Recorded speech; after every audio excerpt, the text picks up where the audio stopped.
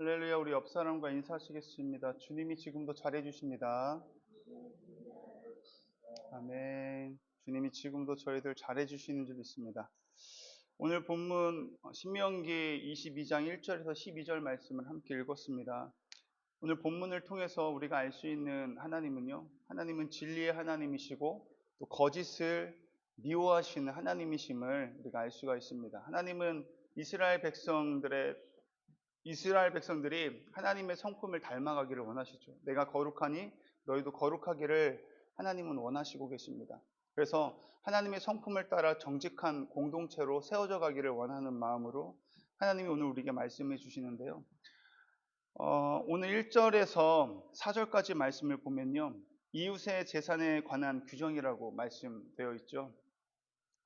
한번 상상을 해보세요. 여기 있는 말씀처럼 만약에 어느 날 창밖을 봤는데 우리 집 앞에 소 한 마리가 딱 있는 거예요. 이 소는요, 이 시대에 농경사회에서 그 가치가 엄청났습니다. 값어치가 엄청나서 지금으로 따지면 지금 내 집 앞에 돈다발이 딱 있는 거죠.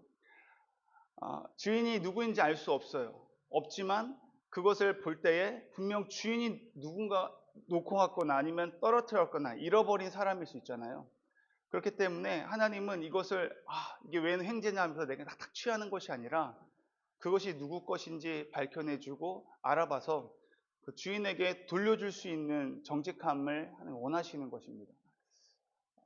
여러분 어떻습니까? 길을 가다가 돈이 딱 있어요. 누구 건지 알 수 없습니다. 막 지갑에 있는 것도 아니고 돈이 딱 있으면 어떻게 하시겠어요?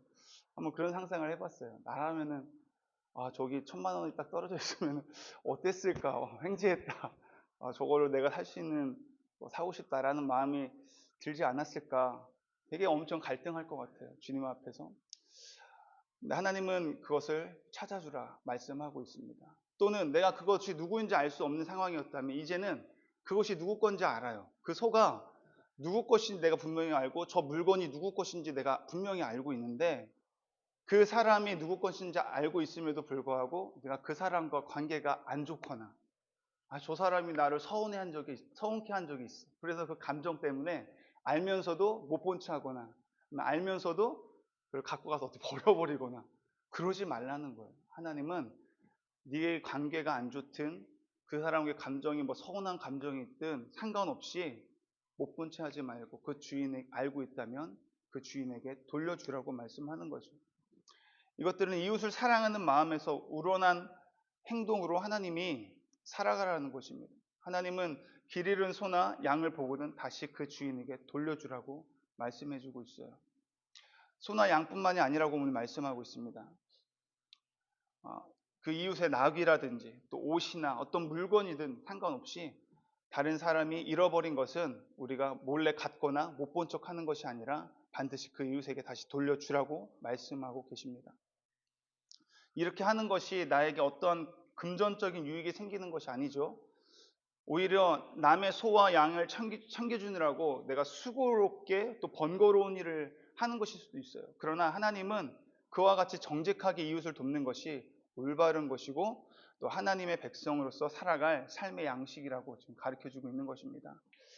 이후에 또 5절 말씀을 보면요, 여자는 남자의 의복을 입지 말 것이고 남자는 여자의 의복을 입지 말 것이라. 이같이 하는 자는 내 하나님 여호와께서 보기에 가증한 자라고 말씀하고 있습니다. 하나님께서는 성 정체성을 바로 하기를 원하세요. 하나님의 창조 질서를 어기는 거라고 하나님 여기는 것입니다. 이 당시 이교 문화에서는 여자가 임신하기 위해서 남자의 옷을 입는 풍습이 있었어요. 그래서 이방 사람들이 하는 그런 모습을 따라가지 말라는 하나님이 명령이기도 합니다. 하나님은 남자와 여자라는 구분을 분명히 구분함으로 인해서 남녀가 서로 구별되게 창조되었다는 것을 이야기하고 있고요. 따라서 이러한 창조 질서를 무시하는 경우 죄의 영향으로 인해 하나님께서 주신 성 정체성이 망가지고 깨진 인간의 모습으로 간주해야 한다는 것입니다. 하나님은 옷을 입는 아주 평범한 일상적인 영역에서도 하나님의 백성답게 사는 삶을 가르치셨어요. 근데 현 시대를 보면 어때요? 남자가 여자를 옷을 입는 게 당연한 거고 여자가 남자의 옷을 입는 거 당연한 것처럼 여기잖아요. 하나님께서는 그런 모습을 싫어하신다는 거죠. 왜냐하면 성 정체성을 분명히 하라. 그렇지 않으면 하나님의 질서에 하나님의 정해놓은 질서를 무시하는 것이기 때문에 하나님께서는 그렇게 하지 말라고 말씀하고 계시는 것입니다. 6절부터 7절 말씀의 규례의 내용은요, 어미 새와 그가 낳은 새끼나 알을 동시에 잡지 말라는 거예요. 어미는 잡지 말고 새끼나 알은 취해도 된다. 어미까지 다 잡아버리면 어떻게 되겠어요? 씨가 말라버리겠죠. 그렇게 되면은 어떤 자연의 법칙이 다 망가지게 되는 그런 일들이 생기기 때문에 하나님께서는 이 일을 통해서 생명을 존중해야 된다는 것을 가르쳐주고 있고요. 동물들의 그런 생명을 존중하는 것뿐만 아니라 사람의 생명까지도 하나님은 존중하십니다.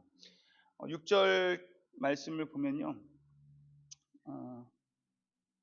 6절이 아니고 8절 말씀, 네가 새 집을 지을 때에 지붕에 난간을 만들어 사람이 떨어지지 않게 하라. 그 피가 내 집에 돌아갈까 하노라.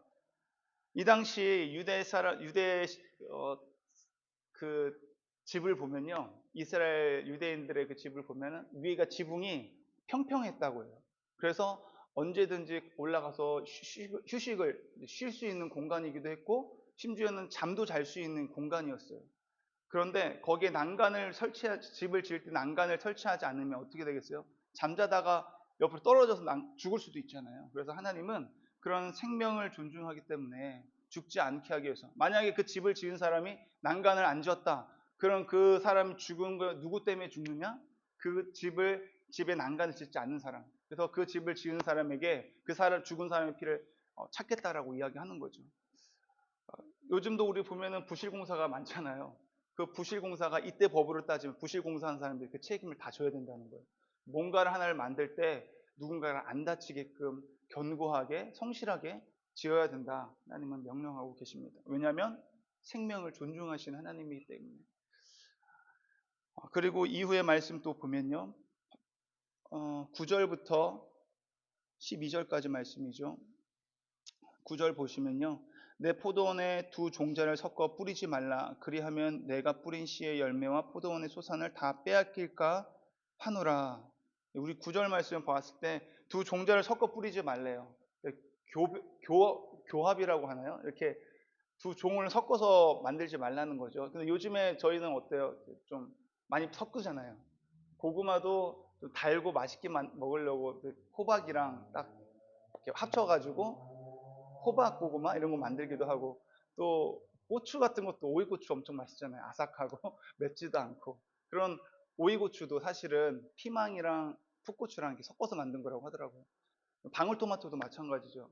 대추 방울토마토도 해서 더 맛있게 조그맣고 탄탄하고 해서 이렇게 만드는데, 우리는 그것에 대해서 당연하게 여기지만 하나님께서는 그렇게 하지 말라고 하셨거든요. 그리고 또 오늘 10절 말씀도 보면요.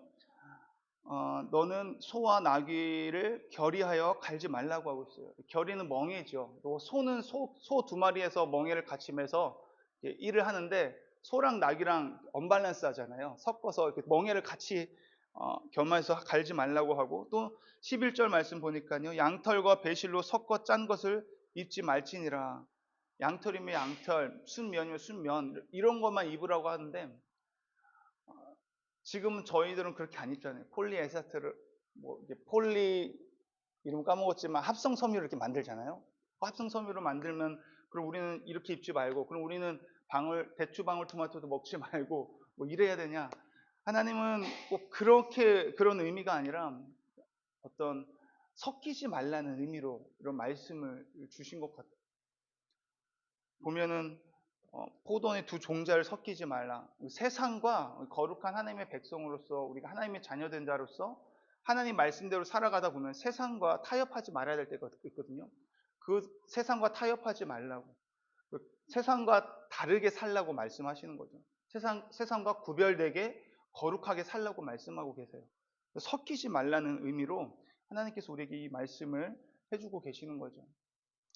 그래서 결정적으로 12절 말씀에 그것을 정리해 주는 말씀 같은데요. 너희는 너희가 입는 겉옷에 내 귀에 술을 만들지니라.